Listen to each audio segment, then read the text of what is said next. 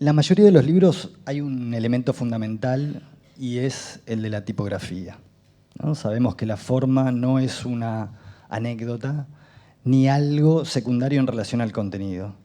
Entonces, pensar una tipografía es pensar la identidad, la estructura, acaso la solidez de un texto.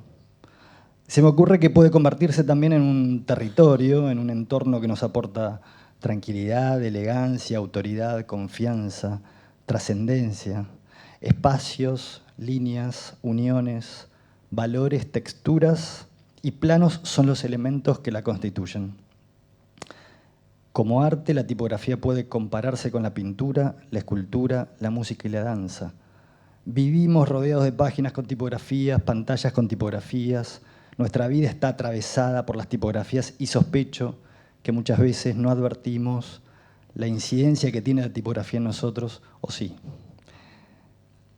Un mínimo cambio en ella puede incluso desestabilizarnos. Por eso, al buscar un título para esta mesa, elegimos el de la experiencia tipográfica. ¿Qué nos pasa con las tipografías? ¿Qué relación tenemos con ellas? ¿Cuál es nuestra historia en relación a ella? Y plantear estos temas, y para plantearlos, convocamos a 3 referentes indiscutidos en la materia. Voy a presentarlos. Nacida en Paraná, Marcela Romero es diseñadora gráfica especializada en comunicación, identidad institucional y diseño editorial. Es socia de Casa Estudio y de Omnibus Type y profesora en la carrera de diseño gráfico de la FADU, de la Universidad de Buenos Aires. Coordinó la carrera de especialización en diseño de tipografía entre 2009 y 2015 y dirigió la maestría en tipografía entre 2018 y 2022.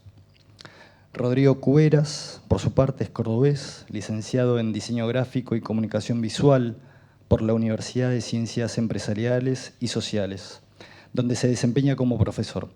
Coordina talleres en el área educativa del Museo Nacional del Grabado y dirige el taller de artes gráficas Letterpress, integrando diseño contemporáneo con oficios gráficos históricos. Su trabajo ha sido exhibido en el Centro Cultural Recoleta, en el Museo de la Imprenta de Polonia y en la Bienal Tipos Latinos. Por último, Pablo Cogalla, aquí a mi derecha, nació en Rosario, es diseñador gráfico especializado en tipografía, identidad institucional y diseño editorial. Es socio de Casa Estudio y de Omnibus Type y profesor en la carrera de diseño gráfico de la FADU, UBA y en la Tecnicatura de Producción Editorial en la Universidad Nacional de Entre Ríos. Fue coordinador argentino de la Bienal Tipos Latinos, delegado de la Asociación Tipográfica Internacional por Argentina y corresponsal de la revista Tipográfica. Muchísimas gracias a los 3 por estar aquí. La dinámica va a ser una intervención de cada uno para poder introducirnos en el tema y después abrimos algunas preguntas. ¿Les parece bien? Bueno, ¿me escuchan bien ahí? Bueno, gracias Diego, gracias Victoria por la invitación. Es un honor estar acá. Gracias Marce, gracias Pablo. Bueno, como recién decía Diego, nosotros vamos a charlar más o menos 5 minutos cada uno. Hay un tema en general que es la tipografía. Vamos a tratar de articular, ¿sí?, nuestras conversaciones en base a la tipografía. Puedo empezar diciendo también que la tipografía... ¿Me escuchan bien ahí? Sí, está. Que antiguamente el arte de imprimir con tipos móviles se la llamaba tipografía. Dentro de ese arte existían varias personas que se dedicaban a imprimir, sobre todo libros, ¿sí? Podemos distinguirlos como los impresores tipógrafos, ¿sí?, que eran los famosos cajistas, los que armaban la forma tipográfica. Y luego teníamos también los impresores que se dedicaban a imprimir esa forma que el cajista armaba, ¿sí?, mediante los tipos móviles. ¿Cómo voy a relacionar yo todo este universo? Bueno, básicamente porque hace poquito hice un libro que se denomina Artefactos Tipográficos, y a Pablo le resultó interesante que yo pueda articular con esta mini publicación, porque de alguna manera yo hace ya 13 años que me metí en este universo de la impresión mediante tipos móviles, y lo que más me interesa sobre todo es poder rescatar ese oficio, y de alguna manera el objetivo de este pequeño artefacto, se llama Artefactos de Imprenta el libro, era empezar a reunir material de unos libros antiguos de las escuelas salesianas en Barcelona, pero no de una manera, ¿sí?, como si fuese un libro, ¿sí?, como una enciclopedia o un libro en diferentes tomos, sino más bien algo más acotado, ¿sí?, pero nunca dejando de lado la existencia de esos materiales necesarios para la composición mediante tipos móviles, ¿sí? Esas herramientas que hacen de lo artesanal lo más importante. ¿Y por qué me parecía interesante volver a rescatar estos temas? Porque hoy en día hay como una importancia, ¿no? Y noto que cada vez hay más lugares que imprimen con tipografías, talleres, museos. Entonces, como yo tampoco, cuando yo empecé a imprimir en este sistema, no sabía demasiado la técnica. Por suerte, tuve el placer y el honor de conocer a un tipógrafo de oficio que fue el que me enseñó casi todo este oficio. Pero bueno, considero que quizás hoy en día es más difícil acceder a este tipo de información, sobre todo de los manuales, ¿no?, y lo que se enseñaba antiguamente cuando uno iba a estudiar este oficio. Entonces la idea, bueno, era tratar de resumir, ¿sí?, en un pequeño librito que después, si quieren, lo pueden observar, que lo tengo acá, algunos saberes básicos, ¿no?, que invitan a reflexionar sobre todo cómo impacta, ¿no?, de lo artesanal, no lo artesanal como una manera poética de hablar lo artesanal, sino lo artesanal desde, bueno, vamos a imprimir con tipos móviles, ¿y qué es lo que implica eso? ¿Qué materiales yo necesito tener en cuenta, ¿sí?, a la hora de imprimir mediante ese sistema? Que lo hablamos también, bueno, con Marce y con Pablo, el hecho de poner en valor lo artesanal, ¿no?, y poner el cuerpo frente a esas máquinas que son muy antiguas, que me pasó a mí, por ahí le sucede a otras personas, ¿no? Es como, bueno, me encuentro frente a todo este universo y a todas estas máquinas y a esta cantidad de elementos. Bueno, ¿cómo puedo empezar, ¿sí?, a utilizar esos materiales? Cuando hablaba también de lo artesanal, que me parece muy importante, es, bueno, a la hora de imprimir todo lo que implica, ¿no?, imprimir mediante tipos móviles, quizás hoy en día en una computadora es todo mucho más simple, mucho más rápido, ¿no? Elegimos una fuente y en un lapso muy breve podemos elegir un cuerpo y una variable de esa fuente. Bueno, antiguamente eso se hacía con otros tiempos, ¿no? Había que abrir cajón por cajón, ver qué fuentes, qué tipografías tenía uno en su taller, luego armar, ¿sí?, todas esas tipografías o lo que se fuese a imprimir, ¿sí?, que también llevaba un montón de tiempo, un montón de procesos. Luego podemos empezar a hablar del tema de las tintas, cómo preparar las tintas, cómo preparar las máquinas y cómo aprender del error también, ¿no? Bueno, empezar a calibrar y entender cómo funcionan esas máquinas, porque básicamente quedan muy pocos operarios tipográficos. Acá hace poco con un colega, con Iván de Imprenta Cumbre, fuimos a visitar a Pepe Fernández, que es un amigo y un colega que, bueno, es uno de los últimos mecánicos gráficos. Y bueno, por ahí, si no existe esa posibilidad, ¿no?, de qué manera uno puede empaparse de este universo y empezar como a entender ciertos criterios, respetando, ¿no?, como las técnicas, lo tradicional, pero también aplicándolo a las maneras más contemporáneas, ¿no? Sobre todo porque a veces cuesta conseguir toda esta cantidad de materiales, herramientas, y bueno, ¿cómo puedo yo hacer para articular, ¿no?, lo tradicional con lo contemporáneo? Fue así que por eso hice este pequeño librito que se denomina Artefactos de Imprenta, que tiene algunas composiciones mediante tipos móviles, después tiene algunas impresiones digitales, pero creo que lo más importante es esto, ¿no? Como rescatar este oficio, estas tradiciones, y que la gente pueda entender mínimamente cuáles eran los elementos claves que se disponían dentro de un taller tipográfico. Bueno, creo que no me expandí demasiado, pero estamos bien. Dijo Marce. Me parece que sí que... ¿Va Pablo? ¿Vas vos?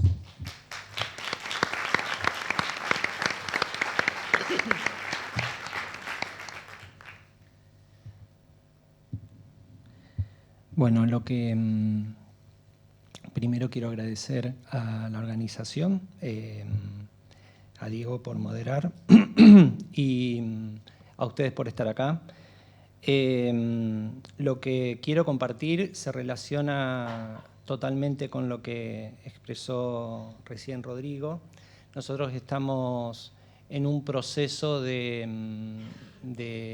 cuando digo nosotros, digo Marcela y yo, en un proceso de reaprender materialmente los saberes tipográficos que venimos ejercitando desde el inicio de nuestra práctica profesional, que fue desde los momentos de la fotocomposición, pasando por los inicios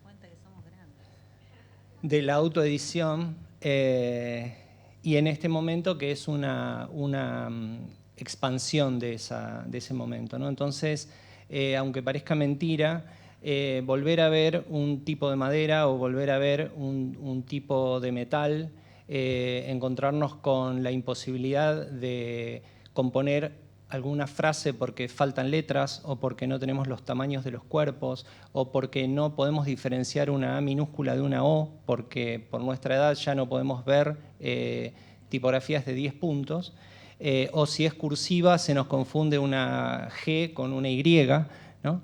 Ni hablar después volver a ponerlo en el lugar que corresponde, que es un trabajo bastante tedioso y que a veces no están ordenadas donde corresponde, entonces habría que reordenar. Es decir, son procedimientos que llevan un tiempo al que nosotros no estamos acostumbrados. En ese contexto, lo que quiero proponer es una nueva articulación de la palabra tipografía, expandiendo un poco la idea que se tiene en este momento de la tipografía como las letras, ¿no? O como una asignatura, por ejemplo. Y propongo pensar la tipografía como una práctica, como un hacer, como una acción, producción de tipos en relieve y digitales, es decir, no es solo producir tipografía hoy, sino pensar cómo la tipografía era una producción antes, que se producían los tipos por fundición, pero se fundían sobre una matriz que había sido fabricada con un punzón. Entonces había quien hacía un punzón para poder estampar una matriz que se rectificaba, con un molde se fundían tipos. Esos tipos eran una cantidad determinada de tipos para hacer un surtido en determinado cuerpo, en un estilo. Y una vez que están los tipos, también la práctica de componer, que es lo que explicaba Rodrigo, que él lo explica con mucha humildad, pero hay que verlo a él en su taller, danzando entre las cajas y manejando y acomodando las cosas a una velocidad que nosotros estamos sorprendidos. Componer textos y componer páginas, componer no solo libros, entiendo que el libro es el objeto que nos reúne, pero también componer bulas, componer folletos, componer volantes. Y la tipografía es también un producto, es el uso y el consumo de esos productos que son resultados de las prácticas, ¿no? Es decir, la segunda dimensión de la tipografía como un producto. Entonces, de algún modo, un libro es tipografía. Más allá de que tenga imágenes, más allá de que tenga vacíos, más allá de que no sea solo letras, puede ser dibujos. En esta mirada es un producto de la acción tipográfica. Y una tercera dimensión que es el saber tipográfico, que de algún modo es algo que nos queda una especie de reflejo medieval de ese saber, de un saber que se transmitía en los talleres, que entraban a trabajar de niño y que se transmitía desde un maestro hasta un aprendiz, al que hacía los mandados. El que hacía los mandados en determinado momento aprendía a hacer las cosas y entonces ya era un aprendiz, y el aprendiz, una vez que adquiría cierta experiencia, pasaba a ser un oficial. Que es una organización que cuando pensamos la enseñanza de la tipografía en este momento, no nos alcanza esa manera de educar ante la masividad que tiene la educación en este momento, ¿no? Pero entonces es un saber que está en libros, que está en colecciones, que está en blogs, que está en un montón de lugares, y que a su vez está tensionado por el contexto, por la geografía, por los lugares donde esto circula. Por dar un caso, recientemente en la Asociación Tipográfica Internacional se desclasificó, se dejó de usar el sistema de clasificación Box, porque era un sistema que, como estaba pensado desde Occidente por una persona francesa, había quedado afuera todo lo que no era latino, ¿no? Entonces la clasificación era simplemente didonas, garaldas, egipcias, y había otro apartado que era no latinos, que hoy es imposible de pensar. Pero eso, por ejemplo, da una muestra de la velocidad a la que se globaliza y cambia el saber, y la ciencia y la producción no alcanza a acompañar esa velocidad. Entonces, a modo de referencia en esta mirada, quería mencionar algunos libros, algunos proyectos editoriales, no tanto para explicarlos, sino como para mirar estos libros con esta perspectiva de práctica tipográfica, producto tipográfico y conocimiento. El primer libro que menciono, quiero decir, esta selección es absolutamente, no es casual, pero quiero decir, no es una clasificación de calidad, ¿no? Pero el primer libro que quería mencionarles es La Gramática Castellana de 1492. La Gramática Castellana de 1492. Que es una herramienta de fijación de la lengua romance de los reinos de Castilla y León previa a la conquista del nuevo continente. Pensar que a alguien se le ocurrió que había que fijar el lenguaje, que había que fijar el castellano, que eso tenía que estar en un libro. Se imprimió en Salamanca en 1492 por Juan de Porras y constaba de 5 volúmenes. Uno para la ortografía, uno para la prosodia, uno para la etimología y la dicción, uno para la sintaxis y un quinto libro que era una introducción para los que de extraña lengua quieran aprender. Pero esto, que suena muy didáctico, básicamente está relacionado con la intención de imponer leyes que puedan ser entendidas en el mismo idioma, ¿no? Las personas que no entendían eso o no aprendían eso eran herejes. Un segundo libro, también de la época española, de esta época española, la Biblia Políglota Complutense. 1502 empezó a imprimirse, en 1522 terminó de imprimirse. Es la producción de una Biblia en sus idiomas originales, es decir, arameo, hebreo y griego, con una traducción latina mejorada de la Vulgata, ¿no? 6 volúmenes con textos en esas lenguas en distintas escrituras. No son escrituras latinas. Repartidos en una composición a doble página, donde cada página tenía 3 columnas, en el centro la Vulgata, contra el lomo el griego y hacia los externos la versión hebrea. Y abajo, en 2 columnas, arameo y la traducción del latín. Imagínense lo que era esta composición de página en 1500. Los tipos fueron creados por Arnaud Guillén de Brocard, que era un francés que trabajaba en España, que era un impresor de bulas y permisos religiosos. El tercer libro, no es un libro, es un proyecto editorial, es la enciclopedia, producida entre 1751 y 1772,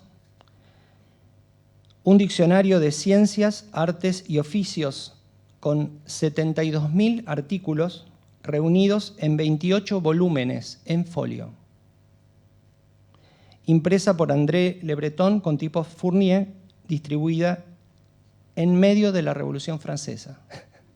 Es decir, lo digo corto, pero quiere decir que hubo una producción en el medio de la Revolución Francesa, hubo cárceles, se tomaron libros que fueron incautados, se escribía en clave para no ofender a personas o a religiones. Pego un salto histórico muy grande y menciono otro libro valioso en esta mirada, que se llama ¿Cómo se imprime un libro? Un libro de 1942, impreso en Buenos Aires, producido por Imprenta López, que quedaba en Perú 666. Una publicación promocional de la imprenta que documenta los oficios de las artes gráficas en la época dorada de la edición argentina.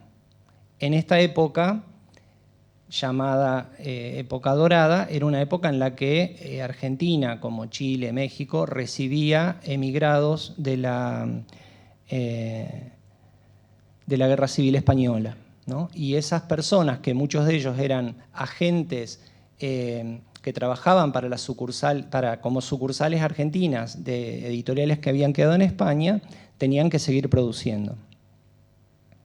Cómo se imprime un libro es la promoción que hace Imprenta López de lo que sabían hacer en ese momento, y está compuesta en linotipo y tiene unas hojas transparentes donde muestra qué tipografía es, y abajo hay una reproducción del libro con el que fue compuesta usando esa misma tipografía. Después, 2 revistas que por ahí son más cercanas y más conocidas. Una es la revista tipográfica, la querida revista tipográfica, que acompañó, como dijo Rubén el otro día, la creación de la carrera de diseño gráfico en la Universidad de Buenos Aires, impulsó las 2 primeras bienales de tipografía latinoamericana. Al principio se compuso en fotocomposición en tipografía Frutiger, de la casa de fotocomposición Scorpios. Y en 1955 sumó la tipografía Fontana TPG, en el 2003 Aura, que luego se llamó Andralis, 74 ejemplares publicados en Buenos Aires. Emigré, publicada entre 1984 y 2005, plataforma de presentación de las tipografías de Susana Lico, entre otros diseñadores, promovió el debate del diseño durante el periodo posmoderno que surgió durante la expansión de la tecnología de autoedición, el problema de la pantalla, el tema del what you see is what you get, ¿no? Cuando la pantalla ya tenía una interfase en lugar de las pantallas de fotocomposición que tenían código, eran pantallas negras con código naranja o verde. Se los cuento porque ustedes son jóvenes y no los vieron, no los conocieron, yo sí las vi.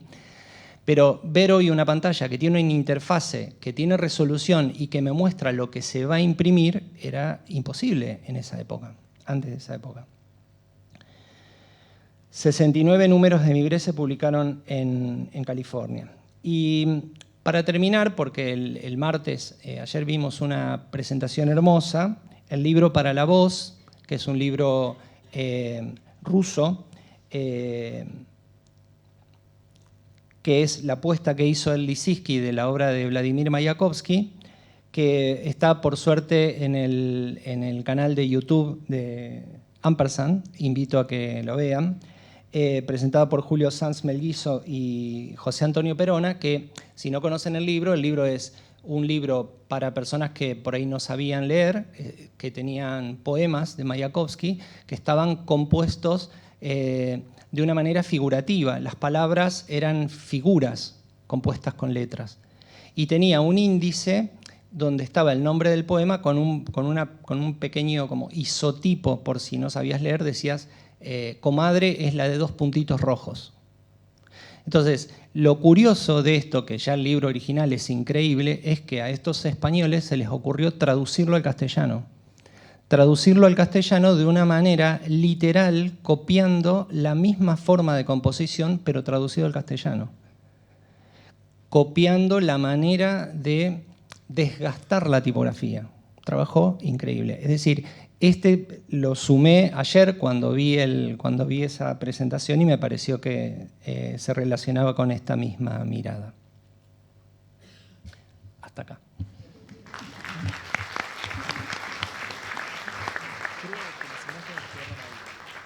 ¿Quedaron congeladas? No sé. Bueno, para sumar a los temas que han planteado mis dos colegas, voy a traer también a los lectores a esta mesa. Y voy a tratar de hacer eso articulando, por un lado, las formas de las letras, es decir, la morfología, tanto de la forma como de la contraforma, la condición de la tecnología en la que se produjeron esos diseños y se reprodujeron originalmente esos diseños, y qué condiciones de lectura proponen esa combinación entre la forma y la tecnología de producción. Esto, en la historia de los textos impresos, hay muchos ejemplos que podría tomar para, de alguna manera, convertir en un caso para trabajar esta especie de relación entre este trío. Lo voy a hacer a través de 2 ejemplos bastante diferentes, históricamente diferentes, pero que me parece que nos pueden ayudar a construir algunas nociones desde las cuales volver a pensar la legibilidad que proponen las formas tipográficas. El primero de los casos que voy a tomar es el diseño de John Baskerville en su primer libro. Tenemos que situarnos en el siglo XVIII, 1757 más o menos. En este diseño de tipografía, Baskerville propone un contraste entre los trazos finos, muy finos, y los trazos gruesos, muy gruesos. Y para esto desarrolla una serie de variaciones en la técnica de impresión, variaciones sutiles, es decir, se basa en lo que en ese momento era el estándar de impresión para producir algunas modificaciones tanto en la prensa misma, variando, por ejemplo, el peso del tímpano o la calidad de la cama que recibía la forma tipográfica, variaciones en la tinta, en la densidad de la tinta y variaciones en el acabado del papel. ¿Buscando qué cosa? Buscando que el producto impreso reprodujera de la manera proyectada los signos tipográficos, es decir, una variación en las condiciones de impresión para que se pudieran reproducir los signos con las características que él buscaba. En su momento, sus contemporáneos, sus colegas, acuñaron una frase que era que Baskerville pretendía dejar ciegos a los lectores. ¿Por qué? Porque la condición de lectura que esos textos impresos proponían, con un papel absolutamente liso a partir del calandrado, con una tinta de mucho brillo a partir de la composición química que tenía, producían un contraste en la página que para ese momento era inusual, no era el estándar de la impresión. Voy a dejar esto aquí, voy a presentar el otro caso y después retomo los dos a ver si podemos construir alguna noción a partir de esto. El otro caso en el que me voy a parar, Pablo algo introdujo de esto, tiene que ver con la aparición de las computadoras de escritorio. Voy a tomar los diseños de Susana Lico al inicio de la revista Emigré, diseños producidos a partir de una Macintosh. También podríamos pensar que los contextos y los saberes que tanto Baskerville tenía en su momento, Baskerville enseñaba caligrafía, Baskerville tallaba piedras, y en cambio Susana Lico proviene de una familia en la cual su padre usaba computadoras y tempranamente tuvo el acceso a eso, y su herramienta de diseño no fue la caligrafía o no fue la historia de las letras, sino fue el mapa de bits, es decir, qué se ve en una computadora que tiene un monitor de baja resolución y qué se puede imprimir en una impresora de escritorio de baja resolución.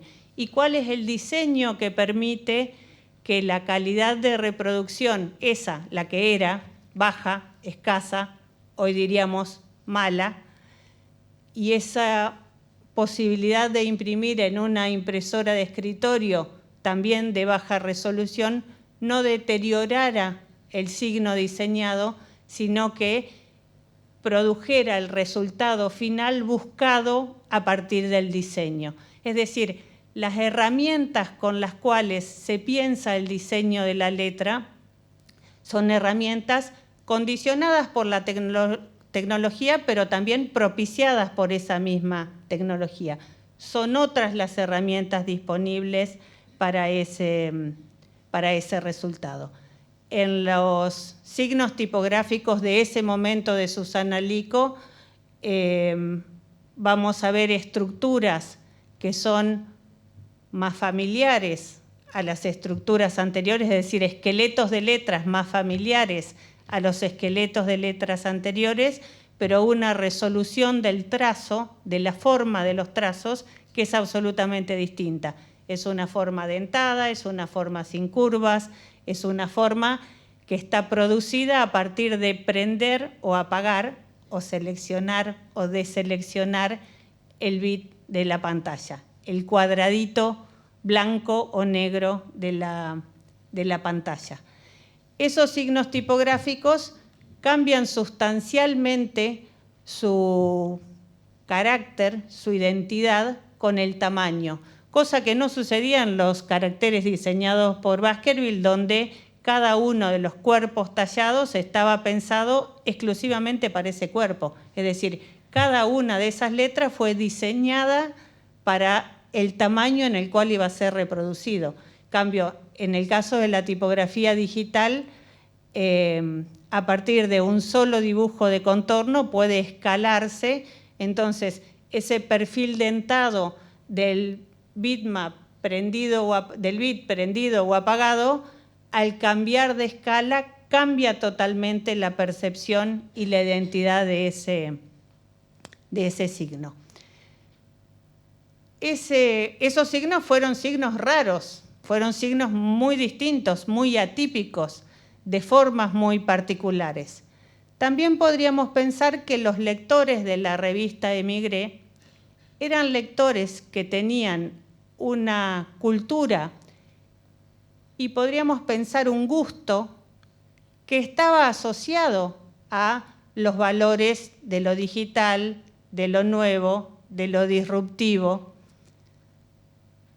Y aquí es que me interesa unir estos dos casos, pensando que, y acá voy a apoyarme en Susana Lico, que de alguna manera se produce cierto acostumbramiento, se produce la posibilidad de descifrar signos a medida que nos exponemos a esas formas, y que cuanto más nos exponemos a esas formas, son formas que se vuelven más fáciles de leer.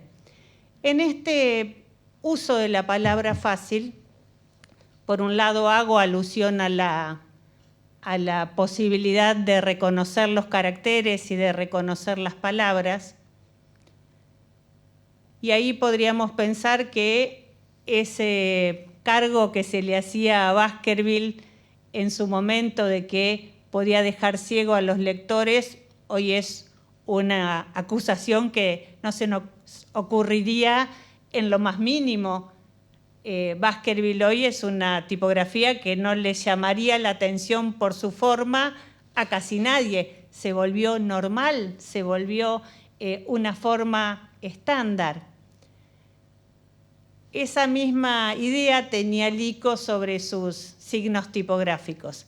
No sucedió del todo esto, no se estandarizaron esas formas, pero sí el exponernos a esa forma amplió la posibilidad de descifrar signos. Y en ese uso de la palabra fácil, lo otro que me parece que es importante recuperar es que si pensamos que uno de los valores de la legibilidad es disminuir el esfuerzo en la lectura, los lectores y las lectoras nos hemos diversificado y somos personas bastante distintas ahora. A lo mejor esto, en el momento en que Baskerville produjo sus libros, era un poco, los lectores tal vez eran un poco más parecidos. Y hoy en una de esas hay personas que leen que necesitan una estimulación para concentrarse en la lectura, que no es la estimulación de una página compuesta de manera tal que nada llame la atención y solo tengamos las letras para el texto. Puede ser que sí, y creo que eso es lo importante de este momento, que se producen diseños para distintas personas lectoras y distintas formas de leer. Como para cerrar esta mini introducción y por otro lado abrir el diálogo que me parece lo más interesante, voy a cerrar con una cita de Matthew Carter que dice: la legibilidad no es una cualidad intrínseca de la tipografía, sino que es algo que se adquiere con el uso. Creo que de alguna manera eso cierra la idea que les traigo. Bueno, muchas gracias a los tres. La verdad que se abrieron muchas líneas para conversar y me quedé con algunas cosas que decía Marcela recién. Y me pregunto si uno se termina acostumbrando a la tipografía y eso hace que algunos textos y algunos libros y algunos catálogos y algunas editoriales o algunos libros sean más fáciles de leer, si querés, que otros. Voy a traer un ejemplo, a lo mejor alguien recuerda la edición de El Mundo como Proyecto de Eicher, de Chile. Ese libro estaba compuesto en tipografía Rotis, es una familia que tiene una estructura bastante particular, es bastante, los signos son en su estructura bastante raros y tenía además una complejidad en el modo de componer, que es que no usaba mayúsculas. Es decir, los signos de puntuación están puestos, hay puntos, pero la letra siguiente al punto vuelve a ser una minúscula. Y en ese caso creo que dificulta más la comprensión del texto el modo en que está compuesto que la tipografía en sí. Es decir, influye tanto el modo en que está compuesto un texto que, para mí, ¿no? Quiero decir, esto no es una ley, es solo mi idea. Influye tanto el modo en que está compuesto un texto que la forma de las letras incluso puede pasar de cada una de las letras puede pasar a un segundo plano. La misma familia tipográfica compuesta con un espaciado distinto, muy apretada o más abierta, cambia completamente las condiciones de la lectura. y nos acostumbramos a todo, porque después de la lectura del primer capítulo de ese libro, si uno logra pasar la lectura del primer capítulo de ese libro, te acostumbras a que es el espacio lo que marca el cierre de una unidad de sentido y comienza otra, porque el espacio en blanco no es el espacio entre palabras, sino es el espacio del punto y la interpalabra que le sigue, ¿no? Es decir, aprendemos muy rápido, por suerte. También en relación a lo que hablaban Rodrigo y Pablo, ¿cómo se diferencia o qué características tienen la tipografía material y la tipografía digital? ¿Cómo se diferencian en el momento de crear una tipografía?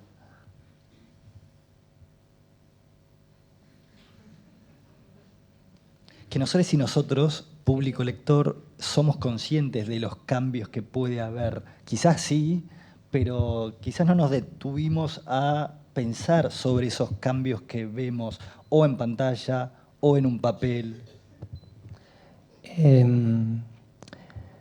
Lo primero que hay que decir es que los tipos, llamémosle materiales, es como una licencia, materiales metálicos o de madera, se producían en surtidos de cuerpos fijos. Y un cuerpo más pequeño tenía algunos ajustes para que no se vea tan oscuro. La misma tipografía en un cuerpo más grande se hacía un poquito más condensada y ligera para que no pese tanto, que es algo que hoy, en el modo que nosotros tenemos de hacer tipografía digital, no existe porque la tipografía se escala.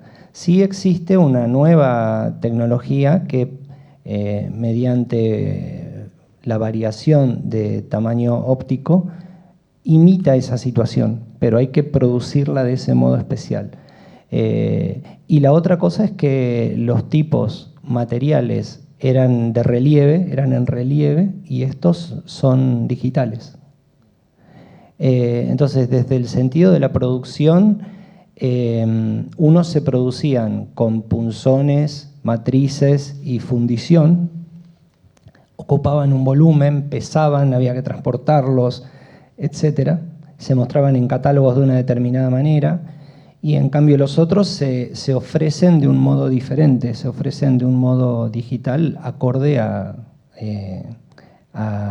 más a esta época. Puedo agregar también, con respecto a lo que decía Pablo, el hecho de que hoy en día quizás comprar una fuente es muy veloz, ¿no? O descargar una fuente gratuita. A diferencia de antes que, como recién acaba de decir Pablo, tenías un manual o tenías un catálogo, y si eran muchas personas en la imprenta o si era una sola, bueno, tenía que tomar esa decisión de qué tipografías iba a comprar, en qué variables y en qué cuerpos, ¿no? Eso en base a un catálogo que por lo general tenían en las imprentas, y después de un determinado tiempo llegaba esa tipografía física, llegaba en un paquete la póliza, y también estaba el tiempo y el proceso que había que dedicarle a distribuir todos esos tipos en su cajón correspondiente. Creo que también esa analogía es interesante. Y hoy por hoy, ¿qué desafíos enfrenta el diseño tipográfico con las actuales experiencias de lectura? Que fue algo que mencionó Marcela recién, pero ¿hay algún desafío en particular a la hora de crear la tipografía?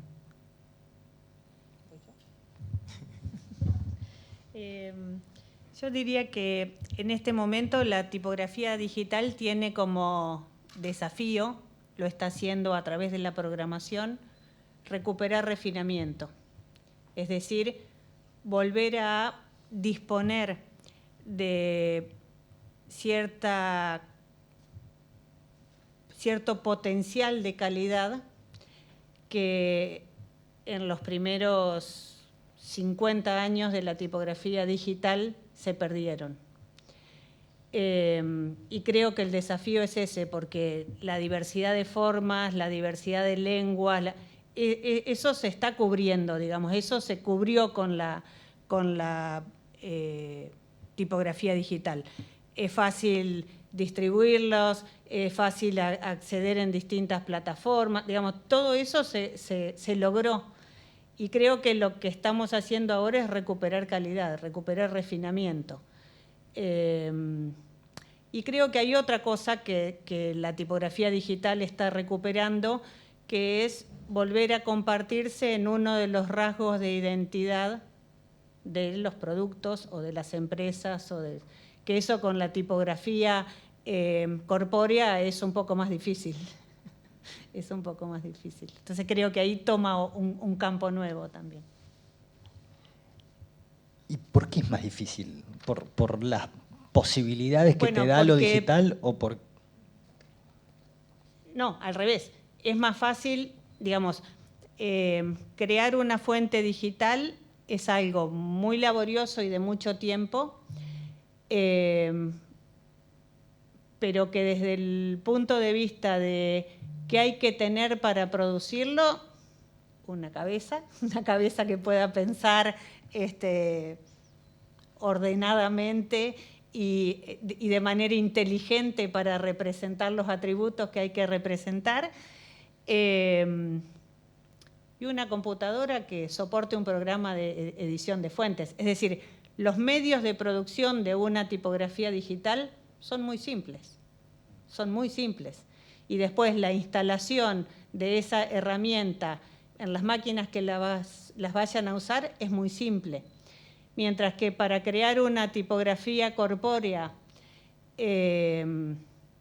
corporativa, habría que fabricar los punzones, con esos punzones habría que hacer las matrices en cada uno de los cuerpos que uno las vaya a utilizar, habría que fundir los tipos para después poder tener tantas A como sean necesarias para componer pero además habría que duplicar eso por cada lugar en el cual yo la quisiera utilizar. Ni que hablar que no la podríamos utilizar en redes, salvo sacándole una foto a algo impreso para publicar. Es decir, cambió bastante el modo en el cual y los soportes en los cuales la tipografía se presenta. Antes la tipografía fue de solo los libros, después fue los libros y la calle, es decir, ganó un terreno por fuera de los libros.